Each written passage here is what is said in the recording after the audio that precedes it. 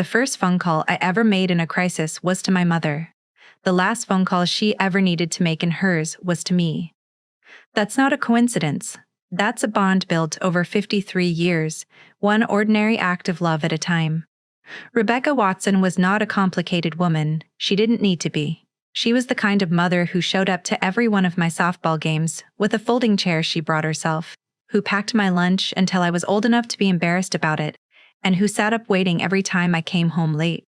Not to punish me, but because she couldn't sleep until she knew I was safe. Love wasn't something Rebecca Watson talked about. It was something she did, quietly without keeping score. When my father passed 12 years ago, she didn't fall apart.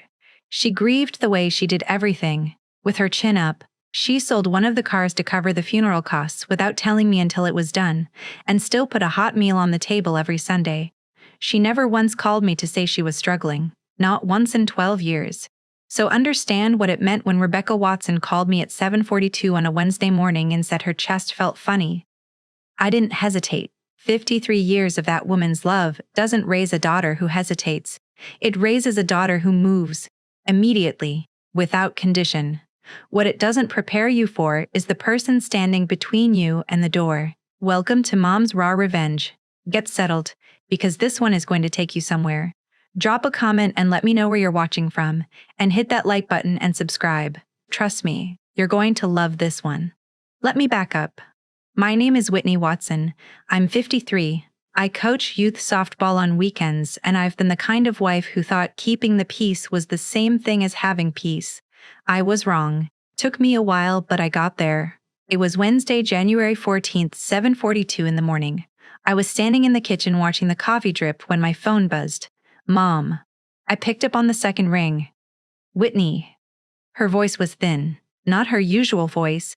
This woman had survived a husband's death, a recession, and a hip replacement without asking anyone for a thing. Mom? You okay? I didn't want to bother you. 82 years old and still apologizing for existing. What's wrong? Just tight, and my left arm keeps going numb. Mom, I'm coming. I'm sure it's nothing. Stop. I'm coming. I hung up. My own car, a Honda Accord, was sitting at Kowalski's Auto with a dead alternator, not ready until Friday. Evan's truck was in the driveway, full tank. Evan was upstairs in the shower, the long, unhurried kind he took every morning like he had nowhere else on earth to be. Evan! The water kept running. Evan! It stopped. A long pause. What? Not what is in concern. What is in this better be important. I need to borrow the truck. My mom's having chest pains. I need to get her to St. Francis. Silence. The kind where someone has already decided and is just deciding how to say it. He appeared at the top of the stairs, towel around his waist, face unreadable. Whitney, I can't today. Her left arm's going numb, Evan. Call an ambulance. She doesn't like ambulances. Not since Dad, then call someone else. He was already turning back to the bedroom. I've got golf with the guys this morning, then dinner with the Hendersons tonight. I'm not spending my whole day in some waiting room. I stood completely still.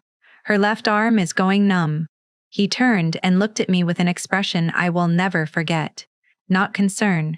Not guilt. Inconvenience. She's your mother, Whitney, not mine. Figure it out. The door closed gently behind him. A slam would have meant emotion. This was worse. Like I told him we were out of milk. I stood there for a moment. Then I called Clinton Webb, 4 houses down, a retired union electrician, 71, who'd known my mother 20 years and stood front row at my father's funeral. He picked up on the first ring. Whit, what's up? Clinton, my mom's having chest pains. My car's in the shop and Evan's truck isn't available. Can you take us to St. Francis? Not even a pause. Give me 4 minutes. No negotiation. No golf game to check. I called Mom back. I'm coming. Clinton's driving. Just sit down and wait, okay? I really don't want to make a fuss. Sit down, Mom. A small laugh. Okay, baby. Clinton pulled up in under 4 minutes. The drive to St. Francis on Woodland Street took 9. Mom sat beside me in her good blue coat, apologizing the whole way. And Clinton just talked easy nonsense with her until she laughed. I looked out the window and felt 2 things at once. gratitude for Clinton, and something cold and quiet for Evan. We checked into the ER at 8:27. A nurse named Beverly had Mom in her room within 15 minutes. Dr. Raymond Cole, calm and deliberate, ordered an EKG and enzyme levels. "We don't ignore those symptoms at your age." Mom looked at me, scared. "Do whatever he says, Mom," I told her. She reached up and touched my face. "You came," she said, like she hadn't been sure I would. That nearly broke me. "Mom, I'll always come." I sat in that waiting room for 2 hours and 40 minutes. Bad coffee, a muted game show, and Evan who never texted once. Not even, "Is she okay?" At 11:04, Dr. Cole found me. A mild cardiac event. Not a full heart attack, but her body was warning her. "We're keeping her for observation. She's stable," and asking if there's a television in her room. I laughed. "That's her. Figure it out," Evan had said, while he was on a golf course and his mother-in-law's heart was sending distress signals. I figured it out. I called Clinton, who'd waited in the parking lot the whole time. "She's stable." "Thank God," he said, and meant it. "Thank you, Clinton." That's what people do. I stayed with Mom until 4, watching game shows and losing at a word game she invented on the spot. At 3:47, she took my hand, her voice shifting into the one she used when she meant something. "Evan didn't come." It wasn't a question. He went golfing, with friends. Mom didn't gasp or raise her voice. She just nodded slowly and looked toward the window, the Hartford light gold and tired on her face. Something moved across it. Something that looked like a decision. I kissed her forehead at 4 and walked out into the cold. Clinton drove me home in comfortable silence, and somewhere on Blue Hills Avenue I realized I wasn't angry at Evan anymore. I was done. If you've been listening a while, do us a favor and subscribe. It costs nothing and means everything. Hit like, and drop your thoughts below. Some people spend their whole lives making withdrawals from relationships they never deposited into. Evan had overdrawn for years. Thursday, 6:58 in the morning. I woke before the alarm, the kind of waking that means something is sitting on your chest that sleep couldn't move. Evan was still asleep, breathing easy, completely unbothered. The man could sleep through a verdict. I made coffee, loud machine and all, and didn't feel bad about it. He chose golf over my mother's numb arm. He could survive the noise. I thought about the hospital bed, about her hand on my face. "You came." 2 words holding 82 years of love. She always came for me. The least I could do was come for her. Evan came down eventually, glanced at the coffee, then at me. "You made coffee." "Every morning for 11 years. He poured a cup, leaned against the counter. Then finally, "How's Rebecca?" "Rebecca." Not Mom, like she was a coworker he'd forgotten he had. "Stable. They're keeping her another day." "How is golf?" I asked. He blinked, just once. "It was fine. Whitney, I want you to know yesterday was really complicated for me." Complicated. I let the word sit. "Your mother-in-law's heart was sending distress signals and you were on a golf course." "Sure. Complicated." "Whitney." "Evan." Flat. And final. "I'm not doing this right now. I heard you the first time, at the bottom of the stairs." I grabbed my keys and my spare set, since my car was still at Kowalski's, and walked out. Quentin drove me again. No questions. Just an old country station low on the radio. We parked at St. Francis at 8:40. "I'll be here," he said. And when I told him he didn't have to, he just looked at me over his glasses. "I'll be here." Some people show up. Write down who they are. Mom was sitting up in her own nightgown, glasses on, crossword in her lap. 7 letters, she said the second I walked in. "Betray." I stopped in the doorway. She looked up, dead serious. "For the crossword, Whitney." I laughed so hard the nurse checked in on us. "Perfect," I said. "Perfect. You always were the smart one. I'm your only child, Mom." We sat easy for a while, the kind of quiet that doesn't need filling. Then she closed the book and folded her hands. "Here we go. I want to call Paul this morning." Paul Logan, her attorney of 31 years, who'd handled my father's estate and drawn up her will 6 years back. Mom, you don't have to. Whitney Ann Watson. All 3 names. I hadn't heard that since I was 17. Do not finish that sentence. She looked at me, clear-eyed, the Hartford light making her look younger somehow. I've worked my whole life. Your father and I scrimped and saved so what we built would mean something, would go to people who showed up. A pause. Evan didn't show up, Whitney. Not just yesterday. Not at your father's funeral repast. Not when I needed rides after the hip surgery. Not at Christmas when you had to leave dinner to check on my flu. And not yesterday, when my heart was failing, he went golfing. Every example landed like a stone dropped in still water, because she was right. She had always been right. I'm not angry, she said, calm as ever. I'm just accurate. She pulled a folded slip of paper from her glasses case. Paul's direct line, written in her neat hand. She'd come prepared. This wasn't a hospital bed impulse. Stay, she said when I asked if she wanted privacy. One word and something in me went still and grateful. She dialed at 9:22. Paul, it's Rebecca Watson. Even from a hospital bed, there was dignity in her voice, the kind built over 82 years of doing the right thing. I need to update my documents, the will, specifically. A pause on his end. Professional. Of course, today, if possible.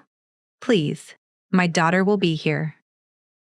I'll see you at 2. She hung up and picked her crossword back up, like she hadn't just rewritten everything. Mom, you don't have to do this for me. I'm not doing it for you, Whitney. She filled in a letter. I'm doing it because I've earned the right to decide where my life's work goes, and I've decided. She looked up. Any other questions? I had about 40. I asked 0. Paul Logan arrived at 1:58, charcoal suit, legal pad, a pen worth more than my alternator repair. I sat in the corner, a witness. Their conversation lasted 47 minutes. I won't repeat all of it. Some things deserve privacy, but by the time Paul clicked his pen shut, the document Evan had been quietly counting on for 11 years of marriage had been completely, legally rewritten. The house on Maplewood Drive, paid off in 2009. The investment accounts my father spent 30 years building. The jewelry. The furniture. The 1967 Ford Mustang my father restored with his own hands, the car that still smelled like him, and $20,000 to the Hartford Animal Shelter, where Mom volunteered every 3rd Saturday for 11 years. All of it to me. Evan's name appeared exactly 0 times. At the door, Paul shook my hand. Your mother is one of the sharpest people I've met in 31 years of practice. I know, I said. I've always known. I left the hospital at 4:30. Clinton drove me home. Evan hadn't called once all day. He had no idea. But he would. Friday, 8:14 in the morning, I was at Kowalski's, picking up my car when my phone buzzed. Evan. I let it ring. Not strategy. I just didn't have anything to say yet. I drove to St. Francis to bring Mom home. She was ready at 8:53, blue coat and a packed bag, arguing with the mandatory wheelchair the entire way to the doors. Then, standing up the second she cleared them, I can walk to my daughter's car. You had a cardiac event, not a personality removal, Beverly laughed, hugging her goodbye. You're a good one, Mrs. Watson. I drove her to Maplewood Drive, the white colonial with the green shutters, and got her settled, tea steeped exactly 4 minutes, thermostat checked, medications read off one by one. My phone lit up in the cup holder the whole ride. Evan, Evan, Evan. At the kitchen table where she'd made every birthday cake of my life, she covered my hand with both of hers. I need you to hear me. The will. I didn't do it to punish Evan. I did it because it's right. Your father and I built something together, and it belongs with someone who understands what that means. A squeeze. And Whitney, I need you to think about your life, not the money. Whether you're happy, whether you're loved the way you deserve. She looked at me a long moment. You've been showing up alone for a long time, baby, and a woman like you deserves someone standing next to her when she does. My throat tightened. I know, Mom. She patted my hand and nodded at my buzzing phone. Are you going to answer that? Not yet. I left at 1:15, parked behind Evan's truck, and sat in my car for a full minute. 34 missed calls. He was on the edge of the couch when I walked in, phone in both hands, eyes raw and sleepless. The careful composure he always wore had cracked. I've been calling you all day. I know. I set my keys on the hook and thought about Wednesday, the monitors on her chest, the plastic chair, the machine coffee, while Evan played 18 holes and passed the breadbasket at dinner. Did you know? His voice cracked. About the will? No, Evan. I found out with everyone else. She took me out completely. Paul Logan's office called. Whitney, do you understand what that means? I understand exactly what it means. Then talk to her. Tell her it was a misunderstanding. That I was going to come. You just what? He stopped. I took one step closer, not angry, just present, finally, with nothing left to protect. You had golf with the guys and dinner with the Hendersons, I said. While my mother was in a hospital bed with a cardiac event. While Clinton Webb sat in a parking lot for 3 hours. Because that's what people do. The color drained from his face. Rebecca made her decision the same way you made yours. Clearly, without asking anyone's permission. I looked at him. She's spent 82 years showing up. She's never once chosen a golf game over somebody who needed her. She just finally stopped expecting everyone else to. The room went silent. I watched something shift in his face. Not fear anymore. Something deeper. The look of a person who's finally understood the size of what he lost. Not the money. Me. His phone buzzed, my mother's name on the screen. He looked up at me, something like hope in his eyes. I felt the last thread I'd been holding on to for 11 years go slack. Not with anger. With release. I picked my keys back up off the hook. I'm going to check on my mother. I opened the door. The Hartford air hit me. Cold and honest, and completely free. Oh, I said, turning back. Evan stood there. Phone glowing with my mother's name. 38 calls worth of consequence written across his face. You should probably answer that. I closed the door and exhaled. The kind that comes from somewhere so deep you didn't know you've been holding it. I stood on that porch a moment, the January air settling something into place that I hadn't felt in years. Clarity, not anger, not the hot rush of a woman who'd finally had enough. Just the quiet, unmistakable clarity of a woman who'd spent years sleeping on the right side of the bed, leaving room for someone who never moved toward her, finally seeing her life exactly as it was. I had not been married for 11 years. I had been enduring for 11 years. There is a difference. The hospital didn't make me see it. Rebecca Watson lying in that bed while her son-in-law played 18 holes didn't plant a seed. It burned the whole field down and showed me exactly what had always been growing there. I got in my car, started the engine, let the radio play something old, something my father used to hum on Saturday mornings in the garage. I didn't decide anything that night beyond one thing. I wasn't going back into that house. Not that night, and somewhere in the place where a woman knows things before she's ready to say them, I knew it wasn't just that night. Loyalty and love deserve a legacy. If you enjoyed this story, join our community, hit that like button, and subscribe for more real, raw, family stories. I'll see you on the next one.